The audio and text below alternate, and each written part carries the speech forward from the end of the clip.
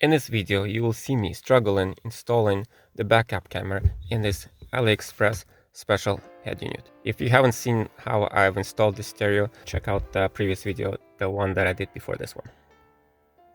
So I have the navigation system in there. I have my backup camera cable somewhere in here.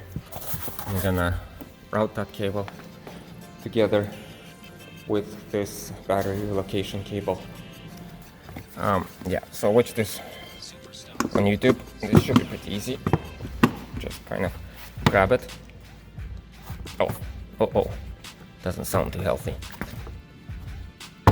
Okay, I think that's how they did it on YouTube.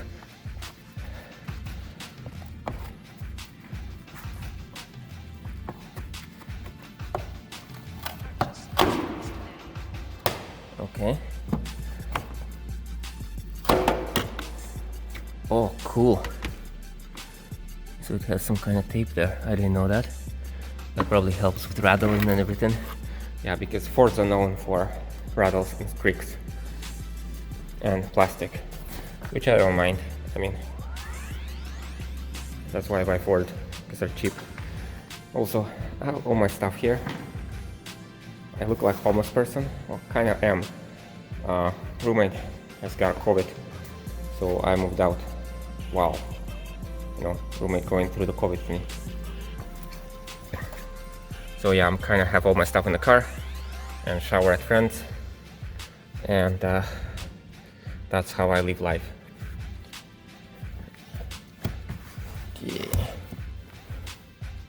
Okay, and I think this one should also come out easy.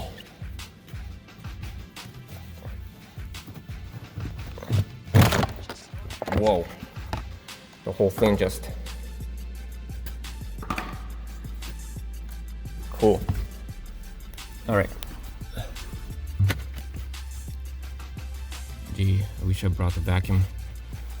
Oh. Yep.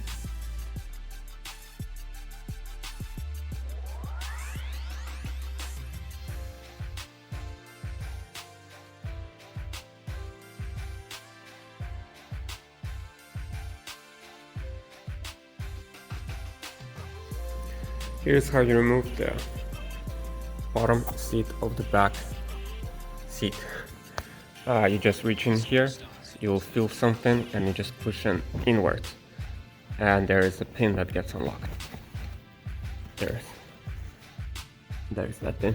I'll do the other side and I'll just completely remove the seat now.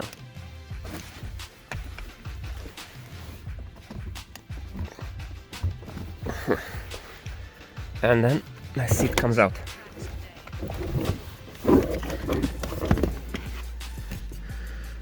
So yeah, this is the only place where the seat gets locked in. So it basically goes into that hole there, and all you have to do is push in for this thing to be able to pull up.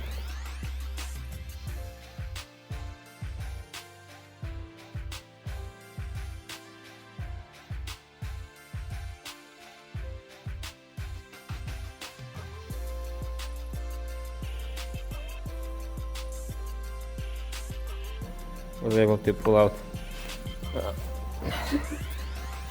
the interior panels. Watched a lot of YouTube videos on this.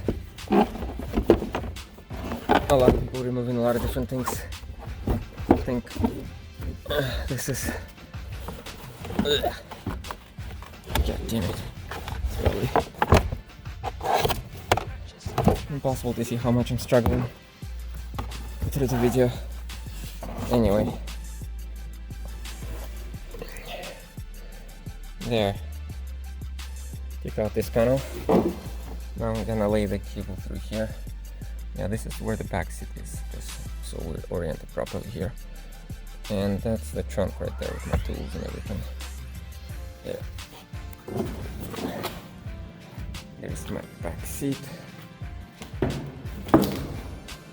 There's that. Now the cable is gonna run around somewhere here, and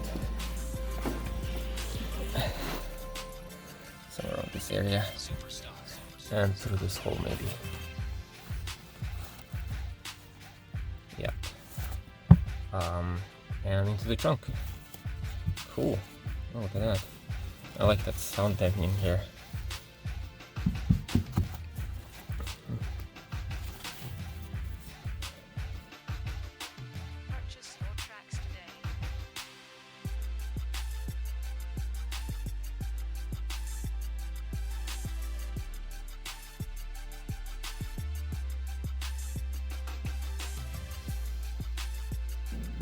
So I've routed the cable, it goes there under the carpet on that other body harness cable, and goes right through that hole there and into the trunk.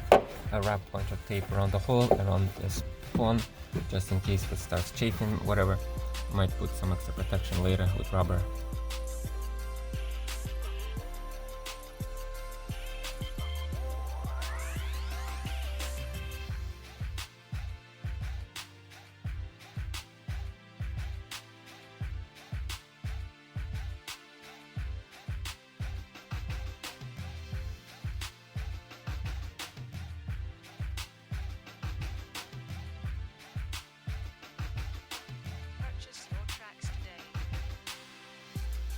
Okay, so I finished screwing around with the interior, got the cables how I wanted.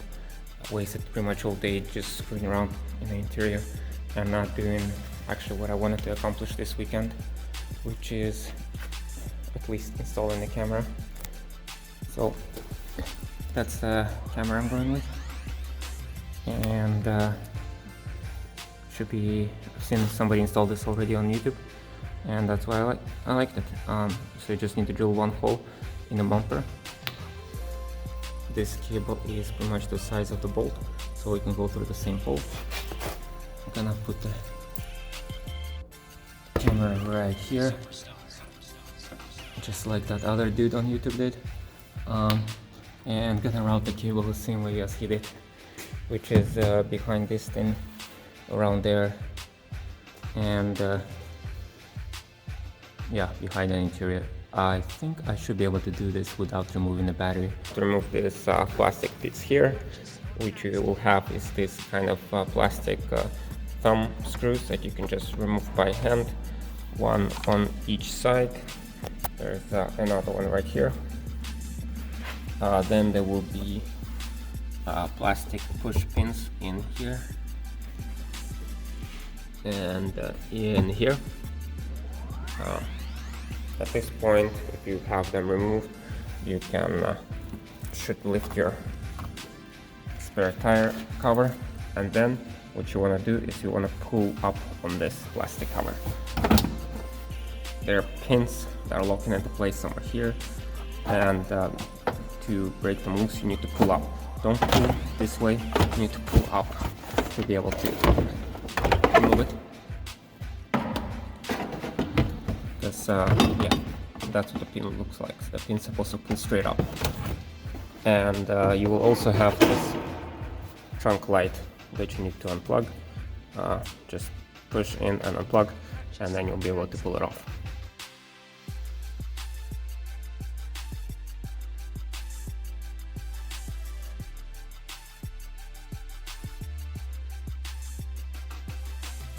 Okay, I removed this part, but now I remember that's not how you get to here. The guy actually removed the headlight. You need to remove the headlight to be able to get into there.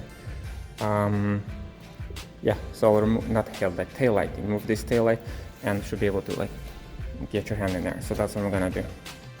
Then you'll have 3 of this 10mm nuts here, up there, and here. And once you remove those nuts, you can push the tail light out, and once you have the tail light pushed out, you should have enough room to unplug it and do what you need to do.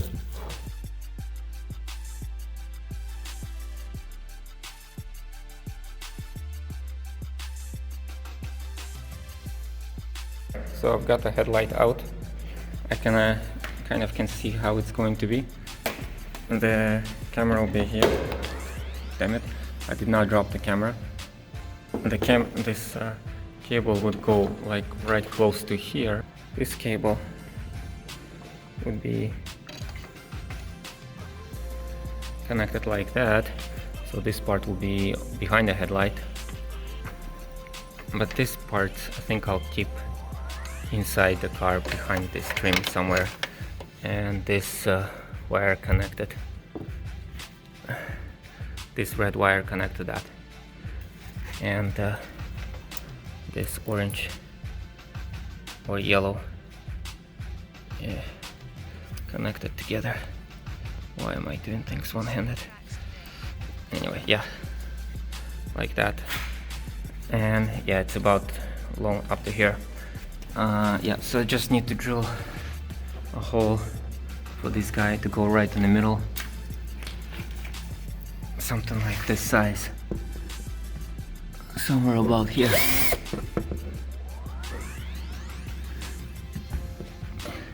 Yeah, something like that. Then let's see here. So the cable should be able to fit through, and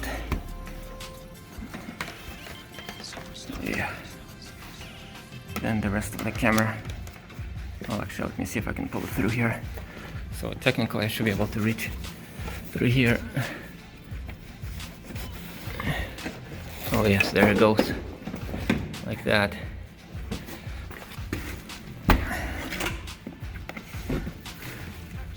And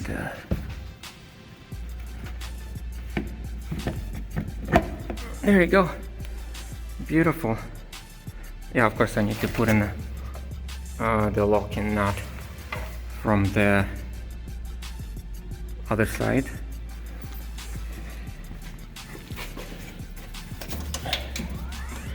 But basically this is how it's going to be. That's the cable for the camera, and yeah, there's no way I can connect this one together, but yeah, that's where it's going to sit. I also recorded this on a time lapse, hope it will be more visible from there.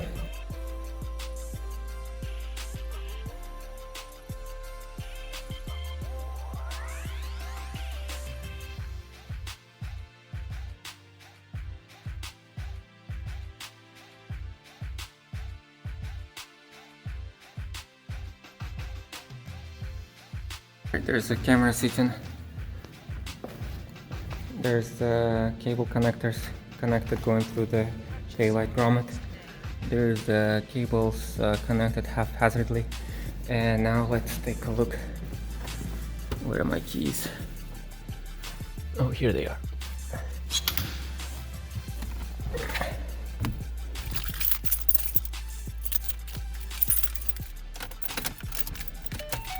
So yeah, I need to turn it all the way to run position and put it in reverse. Alright, it looks crooked. I think I need to also disable one set of guidelines. There's way too many guidelines in there. Okay, actually I'm not sure where it's crooked, because maybe I should tighten some more, but actually looks not bad. Yeah, okay, cool. It powered up. Also interesting to this, I only connected to power. I did not ground the camera. The camera, I guess, is grounded through the RCA cable. I will do the ground for the camera later. I think it's gonna help with the cleanliness of the signal or the view camera. It's not meant to run like this. Hopefully it's not gonna fry running like this. Okay, I could not find the settings to remove the parking lanes in navigation settings. Yeah, it's software in that unit is really disappointing. But have a manual here how to remove the cable from the camera that I installed here. So I think if I cut the blue wire if I cut the blue wire, it should remove the parking lanes. So maybe I'll try that. Alright, something wonderful has happened. This is actually a lot better quality image than it used to be. Because this is AHD web camera. Actually, I didn't even know about such things until I bought this head unit. I mean, like, who invented such a thing?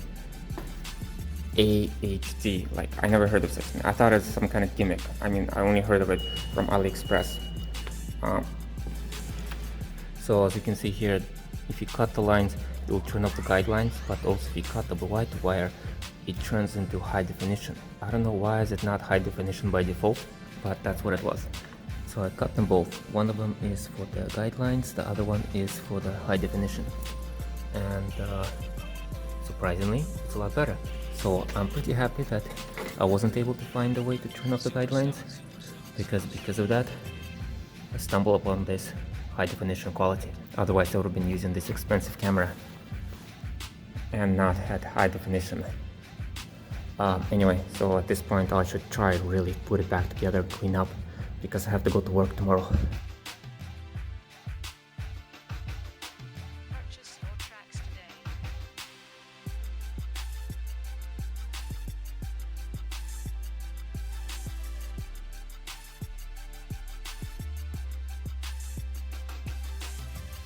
So here's something that I've learned only after I have installed the camera, is that there's actually a better grommet to use. So in the video I was explaining how to use this grommet or how to use this grommet to pass the wires to the backup camera, which is down here. But there's a better one. There is this grommet right there. That's the grommet for the license plate light, I believe, and it's actually in a perfect location to pass the wires for the backup camera, because the grommet is pretty much back here and the backup camera is right here, so you don't need to have the cable going behind the bumper, then going behind the tail light, and coming out of the grommet here. You could just have it going right from here to the behind the bumper. So when I first installed the camera, I didn't have much time to do all the wiring properly, and I had my camera grounded through the signal wire. Basically the shielding on the signal wire was the ground for the camera. So basically the camera was grounded all the way to the head unit, but later I fixed this and I grounded the